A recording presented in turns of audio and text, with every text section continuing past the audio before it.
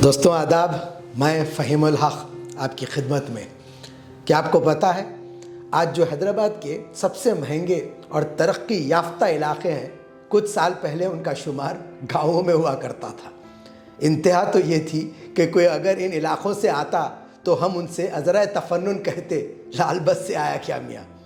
माज़रत के साथ कहूँगा कि आज इन इलाक़ों की कीमत हमारी इस्तिताअत और सोच से बाहर है। जिन लोगों ने उस ज़माने में इन इलाक़ों में ज़मीन ख़रीदी थी, आज तो उनकी चांदी ही चांदी है, और जिन्होंने गांव कहकर हक़ीर नज़रों से देखा, वो अपने हाथ मल रहे हैं। खैर, मेरा ये वीडियो गल्फ़ में काम कर रहे भाइयों के नाम एक पैगाम है।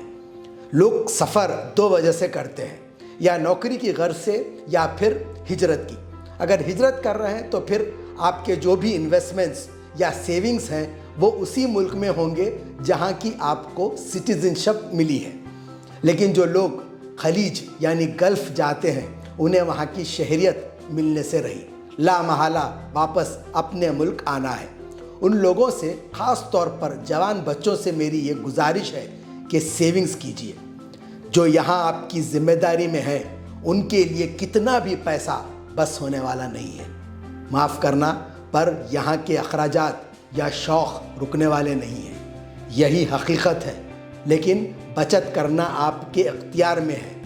लोग सालों बाहर मुलाजमत करते हैं, कमाते भी हैं, लेकिन जब वापस आते हैं तो क्या रहता है? 0/0। ऐसी कई मिसालें आपको मिलेंगी जो सालों मेहनत करके खाली हाथ वापस आए और यहाँ परेशान हैं। जो लोग सेविंग्स नहीं करते हैं, उनके बारे में मैं क्या बोलूँ। सारी ज़िंदगी की मेहनत के बावजूद जो बोलना है उनके घर वाले बोल रहे होंगे। जिन पे तकिया था वही पत्ते हवा देने लगे वाला हाल है उनका।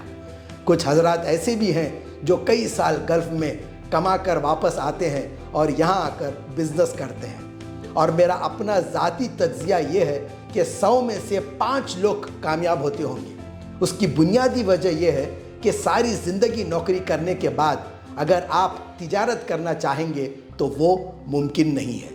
एक तो आपकी परवरिश में नहीं है, और दूसरा आपकी तर्ज़ ज़िंदगी वैसी नहीं है। उम्र सारी तो कटी इश्क़ बुता में मोमिन, आखिरी वक्त में क्या खाक मुसलमान होंगे वाली बात है। बिज़नेस में पूरी सेविंग्स लुटा कर फिर वापस जाते हैं ताकि थोड़ा और कमा कर ला सके, या यहीं नौकरी ढूंढने लगते हैं।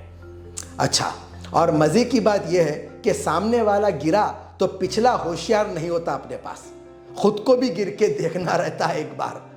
साहेब, वो कौम सुरखरू होती है जो सामने वाली की गलती से सीखती और संभलती है। आपकी आने वाली नस्ल और ख़ुद की आगे की ज़िंदगी की फ़िक्र कीजिए। लेकिन कुछ लोग हैं जिन्होंने पैसे बचाए और यहाँ रियल एस्टेट में इन्वेस्टमेंट किया। कई तो ऐसे भी हैं जिन्होंने बहुत कम तनख्वाह के बावजूद सेविंग्स की और यहाँ ज़मीन ख़रीदी, और आज सुकून और इज़्ज़त की ज़िंदगी बसर कर रहे हैं। हैदराबाद चारों तरफ से फैल रहा है।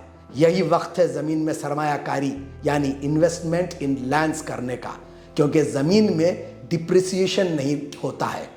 हैदराबाद के मुकाबले अगर आप दूसरे मेट्रोपॉलिटन सिटीज़ कंपेयर करेंगे तो वहाँ ख़रीदने के लिए ज़मीन बची ही नहीं। यहाँ शहर के बीचों बीच भी ऐसे कई मकामात हैं जहाँ ज़मीन है, लेकिन एक तो उसकी कीमत बहुत है, दूसरा वहाँ ऑलरेडी सैचुरेशन आ गया है। उसकी ग्रोथ वैसी नहीं हो सकती है जैसा कि डेवलपिंग एरियाज़ में होती है। अब जब मैंने ज़मीन ख़रीदने की सलाह दे दी तो मेरा फ़र्ज़ बनता है कि आपको इससे मुतालिक़ कुछ ज़रूरी बातें भी बता दूँ। आए दिन न्यूज़ में धोखाधड़ी के किस्से आते रहते हैं। कुछ लोग हैं जो ज़मीन के साथ ईमान भी बेचते हैं। हमें चाहिए कि सबसे पहले ये चेक करें कि जो ज़मीन या प्लॉट हम ख़रीद रहे हैं उसकी रजिस्ट्री हो रही है या नहीं, वेंचर HMDA, DTCP या रेरा अप्रूव्ड है या नहीं। हैदराबाद में अभी पूरी तरह से लोग RERA, real estate regulatory authority से वाकिफ़ नहीं हैं, लेकिन जो लोग नॉर्थ से आ रहे हैं वो लोग बिना रेरा अप्रूवल के ज़मीन खरीदते ही नहीं हैं। रेरा एक सेंट्रल गवर्नमेंट एक्ट है, लॉ है, जो प्रॉपर्टीज़ को एक्टिवली हैंडल करता है, और ज़मीन अगर क्लियर है तो ही अप्रूवल देता है। जब भी आप ओपन प्लॉट ख़रीद रहे हैं तो सबसे पहले उस ज़मीन के सर्वे नंबर्स चेक कीजिए जो आपको धरनी पोर्टल पर मिलेंगे। उससे आपको पता चलेगा कि कहीं वो ज़मीन FTL, कंजर्वेशन जोन्स या गवर्नमेंट लैंड तो नहीं है। आज हर चीज़ ऑनलाइन अवेलेबल है, आपको कहीं जाने की ज़रूरत नहीं है। EC यानी एनकम्बरेंस सर्टिफिकेट ऑनलाइन चेक कर सकते हैं, जिससे आपको पता चलेगा कि कहीं आप जो ज़मीन ले रहे हैं उसकी रजिस्ट्री पहले किसी और के नाम पे तो नहीं हुई है। अगर हो गई है तो ऑब्वियसली आप वो प्लॉट नहीं खरीदेंगे। जब इतना कुछ सुन लिया है तो आप कुछ हमारे बारे में भी सुन लीजिए।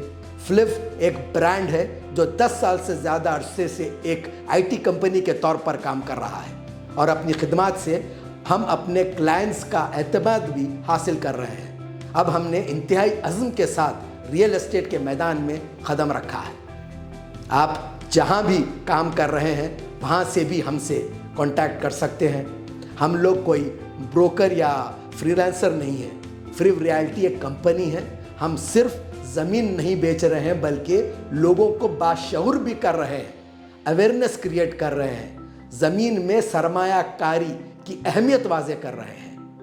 हमने अपना पहला वेंचर श्रीशैलम और नागार्जुना सागर के बीच में करने का फैसला किया और उसकी वजह हुकूमत तेलंगाना का वहाँ आ रहा एशिया का सबसे बड़ा प्रोजेक्ट फार्मा सिटी है। हुकूमत जिस हिसाब से वहाँ इंफ्रास्ट्रक्चर डेवलप कर रही है वो लाजवाब है, जिसकी वजह से वहाँ के ज़मीनों की कीमत तेज़ी से बढ़ रही है। और यही वजह है कि हमने शमशाबाद, मोइनाबाद, शादनगर, संगारेड्डी, यादगिरी गुट्टा जैसी जगहों को तरजीह नहीं दी। और वैसे भी सबसे ज़्यादा इन्वेस्टमेंट्स साउथ जोन में हो रहे हैं। आज हर कोई इस बात पर इत्तेफाक रखता है कि फार्मा सिटी ही बेस्ट ऑप्शन है। हमारा venture NS homes proposed 200 feet main road पर है। फिलहाल हुकूमत फर्स्ट फेज़ में 100 फीट की रोड डाल रही है, जिसका तेज़ी से काम चल रहा है। हमारी आपसे गुजारिश है कि रोड पढ़ने से पहले प्लॉट खरीद लीजिए। रोड पढ़ने के बाद कीमतों में इजाफा होगा। इससे दो बातें होंगी। आप अगर फौरी तौर पर नहीं खरीदते हैं तो रोड पढ़ने के बाद आपको ज़्यादा पैसे देकर खरीदना पड़ेगा, और अगर फौरी खरीद लेते हैं तो आपका इन्वेस्टमेंट आने वाले सिर्फ 10 महीने में 3 से 4 हज़ार रुपये पर स्क्वायर यार्ड बढ़ जाएगा। NS होम्स DTCP और रेरा अप्रूव्ड प्रोजेक्ट है और इमीडिएटली आपके नाम पर रजिस्ट्री हो जाएगी। मेरा नंबर डिस्प्ले पर आ रहा है। आपको अगर कुछ और भी सवाल करने हैं तो डायरेक्ट मुझे कॉल कीजिए। खुदा हाफिज़।